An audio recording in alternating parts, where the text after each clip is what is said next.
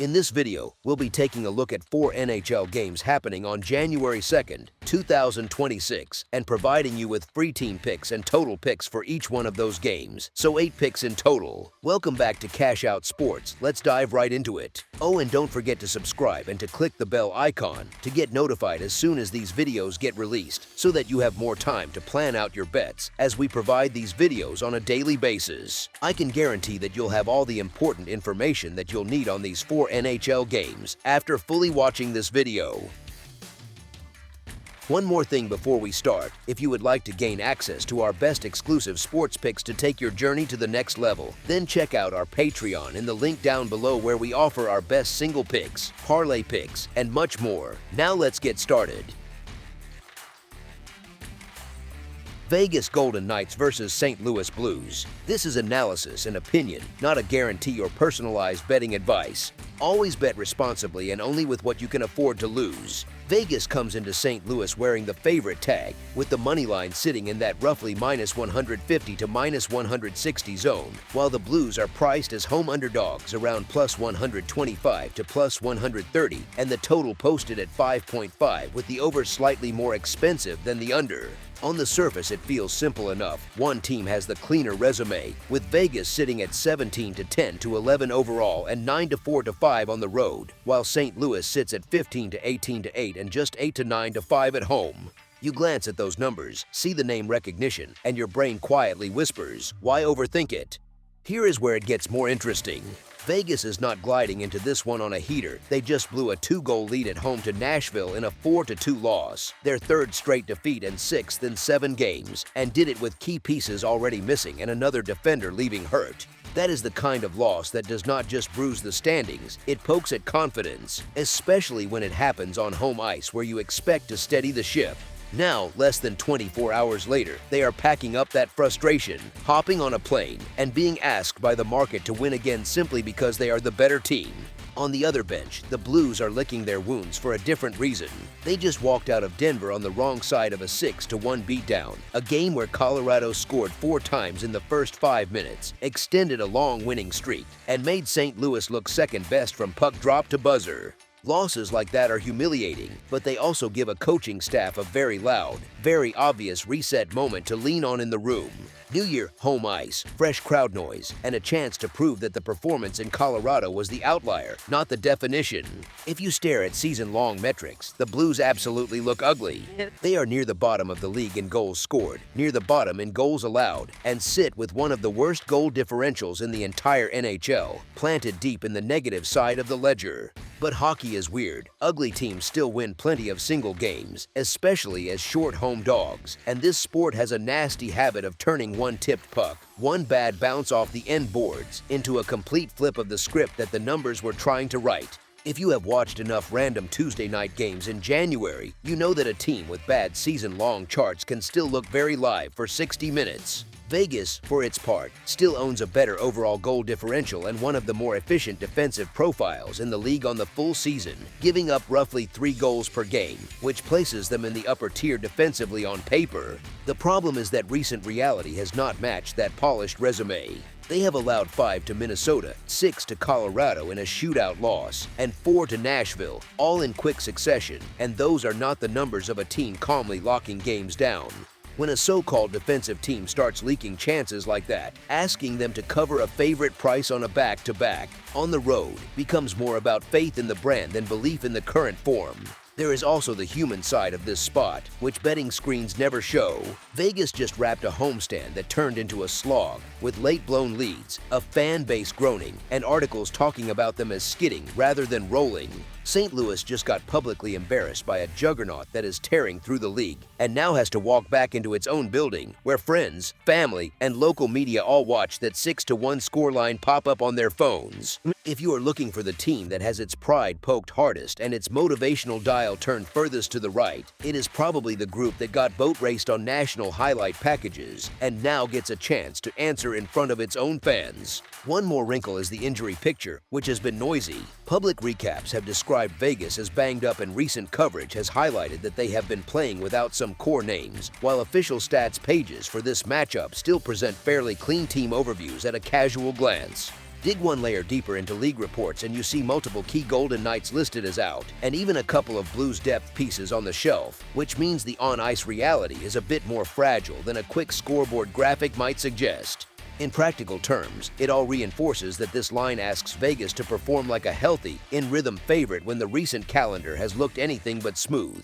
So when you put price, fatigue, recent leaks, and that nothing to lose, everything to prove home response angle together, you do not end up with a comfortable story about blindly riding the road favorite.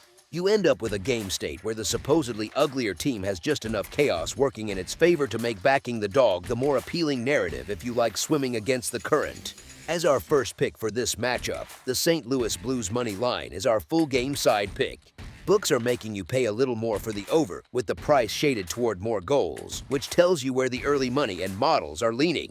The question is whether that lean matches what these teams have actually been doing on the ice or if it is just name bias. If you strip away jerseys and just look at the scoring math, the picture is pretty clear. Vegas is averaging a touch over 3.1 goals per game. St. Louis sits around 2.5, so combined offense floats right around 5.5 to 5.6 goals. Defensively, though, they are allowing about 3.0 and 3.4 goals per game, which adds up to roughly 6.4 goals against between them. When the goals allowed column is louder than the goals scored column, you are not looking at a pair of lockdown units. You are looking at teams that give opponents plenty of chances to light up the scoreboard. On paper, Vegas still qualifies as a solid defensive group, ranking in the top third of the league in goals against per game, but that label has taken a few dents lately.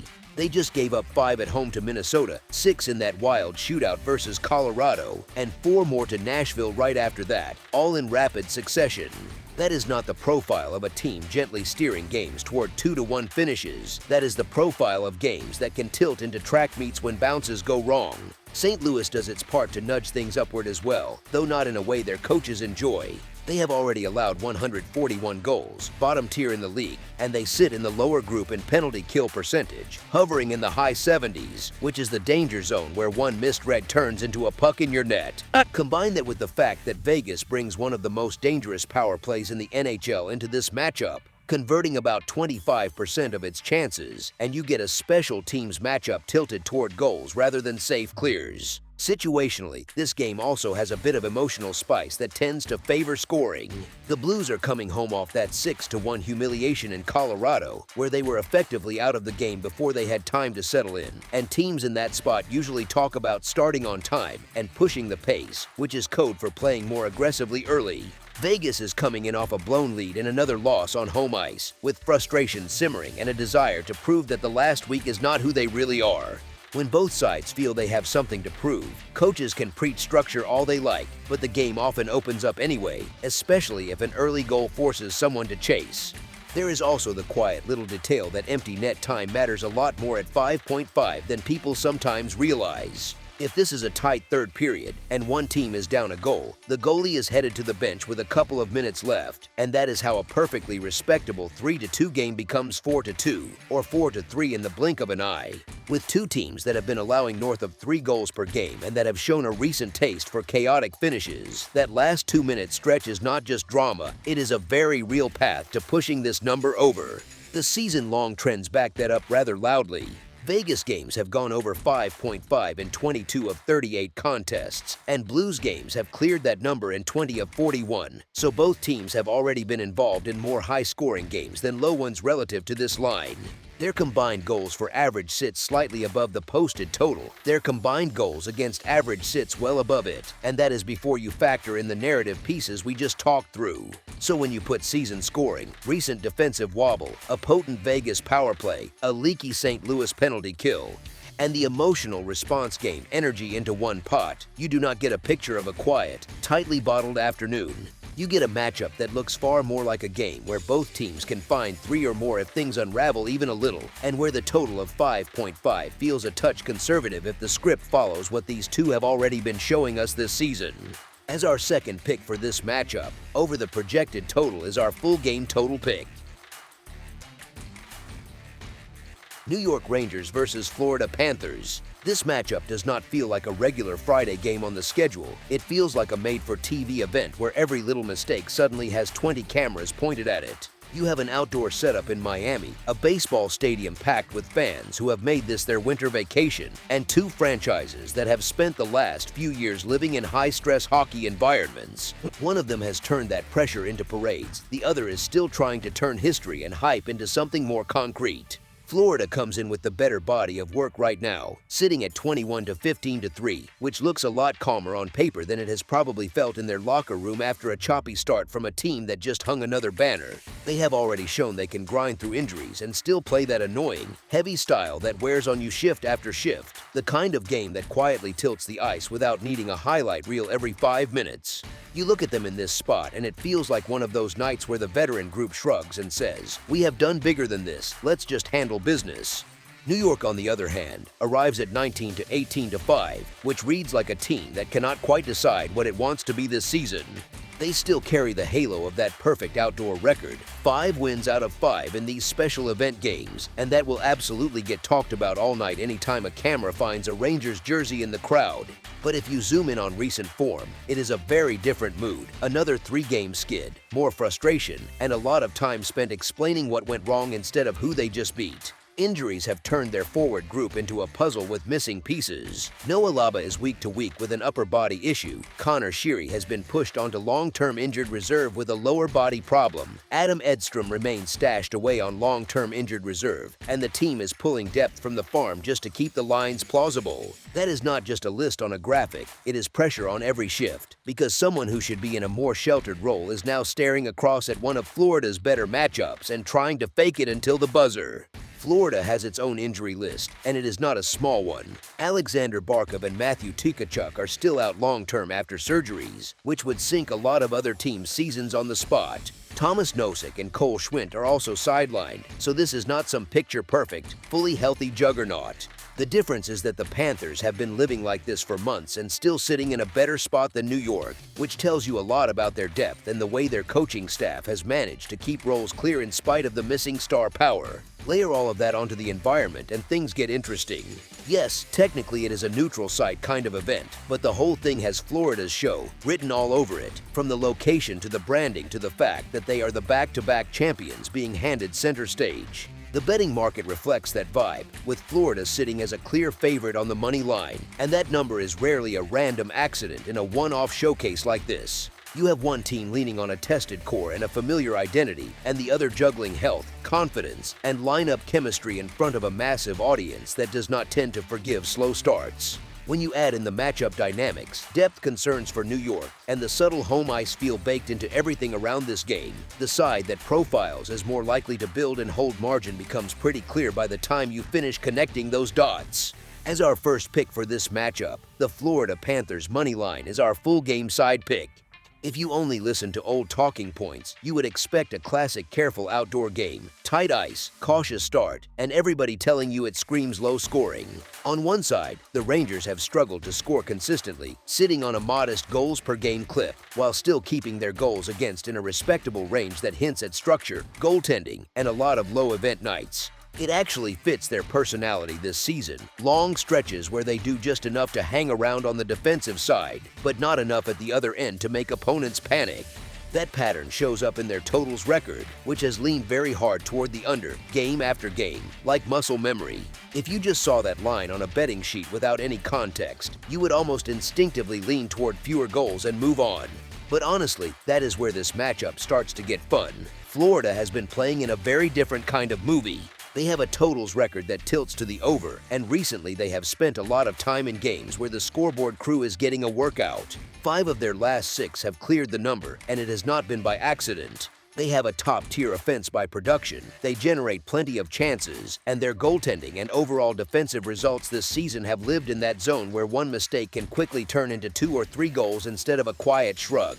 Here is the thing, when you mix those two profiles, the instinct is to think they cancel each other out. One slow-paced, lower-scoring team, one more chaotic, high-event team. Toss them together outdoors and assume the ice and the nerves will smother the fun. History between these two in Florida tells a different story though. In this matchup, in this building environment, games have very often tilted into higher-scoring territory, with a long run of meetings in this setting landing on the over. Once these teams settle in, they have a habit of trading looks and turning what starts as a chess match into something closer to a race. The total sitting at that classic 5.5 number, shaded toward the possibility of more goals, is another little clue about where expectations really sit beneath all the tight outdoor game cliches. Special teams matter a ton here as well, because both sides have the ability to punish sloppy penalties, and showcase games like this tend to come with that extra emotional edge that leads to at least a couple of "what was that whistle for" moments. If either team falls behind early, especially on this kind of stage, there is a very good chance they open things up just to chase the moment, and that is how a quiet-looking contest suddenly becomes one of those nights where the total is sweating before the third period even starts. Put all of that together, the contrasting styles, recent trends, matchup history in this setting, and the total number the market is hanging, and the path where this turns into a game with more goals than the reputation suggests looks too strong to ignore. As our second pick for this matchup, over the projected total is our full game total pick. Minnesota Wild versus Anaheim Ducks. Minnesota heads into Anaheim as the road favorite, carrying a shiny 24-10-7 record into the Honda Center, while the Ducks are sitting at a scrappy 21-16-3 and trying to stop that uncomfortable feeling of the floor moving underneath them at home. The books have made it pretty clear how they see this one. Minnesota priced in that -130 range on the money line, with Anaheim in the neighborhood of +110, which is the market's polite way of saying, yes, the Wild are better, but we are not gifting anyone free money here. That kind of number is interesting because it respects Minnesota without turning them into some untouchable wagon. And you can almost feel the hesitation in those odds, like the market is glancing over its shoulder at a couple of warning signs. One of those warning signs is the schedule, and honestly, anyone who has ever lived out of a suitcase for a week knows exactly why. The Wild are deep into a long road swing, rolling through Winnipeg, Vegas, San Jose, now Anaheim, with Los Angeles waiting right after, and that looks glamorous on the surface, but it turns into a grind pretty fast once the novelty of hotel points wears off. They have handled it impressively so far, picking up that overtime win in Winnipeg, then throwing a mini party on the scoreboard in Vegas before getting clipped in a tight one by San Jose. So the box scores say they are locked in, but the human side of this is a little trickier. You get to this point in a trip, and there is always that danger game feeling. The one night where legs feel a touch heavy, the mind is already half peeking at the next opponent, and the details that usually come naturally start to slip for a shift or two at a time. That look-ahead angle to the Kings is still guesswork, sure, but it is the kind of spot that shows up over and over again in long NHL road trips. And bettors who have been around the block tend to circle these games in pencil for a reason. On the other bench, Anaheim come in looking like a team that has been publicly roasted on the scoreboard, but not actually embarrassed in the run of play, which is a very different thing. They were blasted by the Kings 6-1, then lost that wild 5-4 game to the Sharks where they outshot San Jose 42-13, and followed it with a 4-3 overtime loss to Tampa where they were right there deep into the night again. If you only scan the final scores, that just looks like a team sinking, but when a club keeps generating that much pressure and still walks away with nothing, it usually stings in a way that sharpens focus rather than breaks it, especially in front of home fans. The Ducks have been quietly solid in this building all season, stacking up more wins than losses on home ice, and there is a different kind of energy when a group feels like it owes its own crowd a response game after a rough week. You can almost picture the mood in that room, part frustration, part enough of this, and that combination often produces a more desperate effort than what you get from the comfortable favorite that already knows it has points in the bank. So while the logo matchup and the standings nudge you toward Minnesota at first glance, the situational puzzle here leans toward the more desperate, better rested, plus money side at home, the one that has been playing better than the final score suggests and now gets a vulnerable spot in the visitors' schedule. As our first pick for this matchup, the Anaheim Ducks money line is our full game side pick. Most of the major books have the total pegged there with a slight lean toward the under on the pricing, which is like the house shrugging and saying, look, we know both teams can score, but we are still going to make you pay a little extra if you want a quiet night. On paper, it is easy to see why someone would be tempted by chaos here. Minnesota are averaging just over 3 goals per game, while giving up a little under 2 2/3, and Anaheim are living in that 3 1/3 scored, 3 1/2 allowed neighborhood, which blends into that mid-6 range where a 6 1/2 total feels perfectly logical. If you stop the analysis there, the total looks fair and nothing more. But games do not exist in a spreadsheet, and that is where this matchup gets more interesting. The Wild are built in a way that still leans towards structure, even with the scoring they have flashed on this trip, and their season profile backs that up. Fewer goals allowed on average than the Ducks, and a team identity that typically leans into discipline when the schedule tightens. On a long road run like this, with another game coming immediately after, it makes too much sense for them to manage the pace, shorten shifts, and avoid turning this into a track meet that burns extra gas they might need tomorrow. That part is not a stat. It is common sense for a group that knows this trip is a marathon, not a 50-meter sprint. On the Anaheim side, the recent goals against column reads like a horror movie marathon: 6 from the Kings, 5 from the Sharks, 4 from the Lightning, which is exactly the sort of week that forces a coaching staff to hammer home defensive details whether the players want to hear it or not. That Sharks game in particular, where they gave up 5 goals on only 13 shots before making a change in net, is the kind that lingers in the collective memory and usually leads to a "we are calming this down tonight" kind of game plan. You can imagine the message: cutting down on high-risk pinches, keeping forwards a little lower in the zone, and tightening gaps through the neutral zone, not because anyone suddenly forgot how to attack, but because the group needs to feel a bit of control again. Put that together, and the picture starts to shift from a free-for-all into something more measured.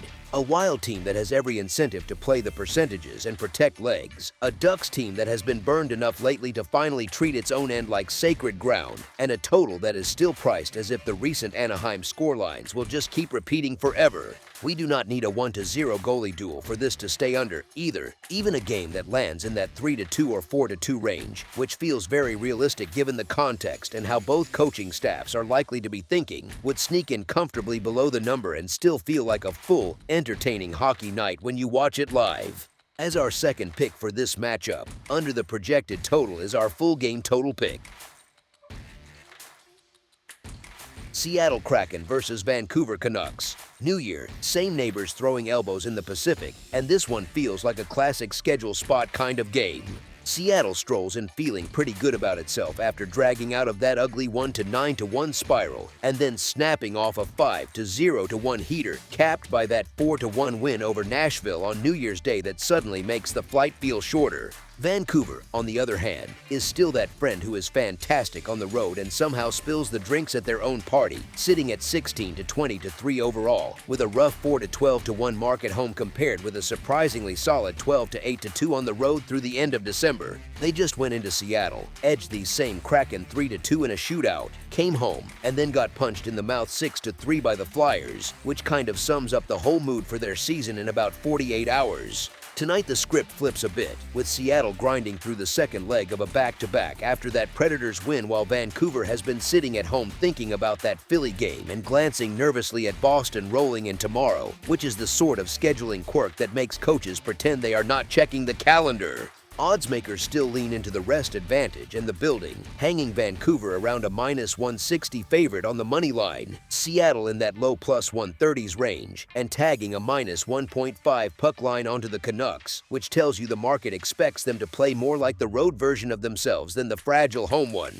So you end up with a rested, irritated home team that wants to prove it can actually host, going up against a road team with some fresh confidence but a lot of recent mileage on those legs, and a streak that has leaned on tight finishes and a hot goalie more than pure dominance. And when you weigh that ugly home record against the rest, the quick familiarity from seeing each other on Monday, and the slim margin Seattle has been living on, one side clearly looks more built to handle a normal, straightforward game rather than needing another perfect road steal from a tired group on short rest.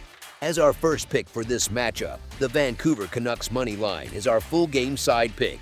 Vancouver's season so far has looked a lot like a fireworks show with shaky exits, with 112 goals scored and 136 allowed in 39 games through December 31st, which works out to just over 6.3 total goals a night baked right into who they are before you even worry about the badge on the other bench. The betting market has noticed that pattern, with the overcashing in 23 of their games against 16 unders, while Seattle has quietly been more of an undergroup overall, with 15 overs and 22 unders, even though that label does not quite capture how much their attack has picked up during this latest 5-0-1 push. Their recent stretch has featured quicker starts, more early pressure, and a knack for grabbing that first goal on the road, and now they skate into a building where the home defensive structure has been wobbling for weeks and where Vancouver has not walked out with a home win since December 6th, which tends to put everyone on edge and tilt games toward chaos rather than calm. On Seattle's side of the ledger, that combination of a power play sitting around the top third of the league glued to a penalty kill near the bottom is exactly the sort of mix that makes anyone holding a total ticket a little sweaty, because you have a team that can punish you with the extra man and can be punished just as quickly when they are the ones short-handed, and that is not really the formula for a tidy 2-1 chess match. For Vancouver, the injuries to Marco Rossi and Connor Garland have shuffled lines and opened doors for call-ups, and that kind of mix usually means extra energy, more risk-taking, and the odd-blown assignment, which is great theater if you like goals and a headache if you care about defensive clips on the next day's video session. Add in Seattle's back-to-back spot, where tired legs late can turn into lazy penalties and missed coverages, plus Vancouver's very human urge to scrub away that 6-3 home loss before Boston shows up, and that 5.5 total starts to feel less like a ceiling and more like a baseline in a game where both sides have every reason to keep pushing rather than sitting back and protecting something fragile. As our second pick for this matchup, over the projected total is our full game total pick. That's all for now, so if you have any other games you would like reviewed, then leave a comment down below with the game you would like analyzed, subscribe to our channel, leave a like on this video, and we'll get to it as soon as we possibly can. We would also love to hear your opinion on the picks presented to you in this video, whether you agree or disagree with them, so leave a comment down below and do let us know.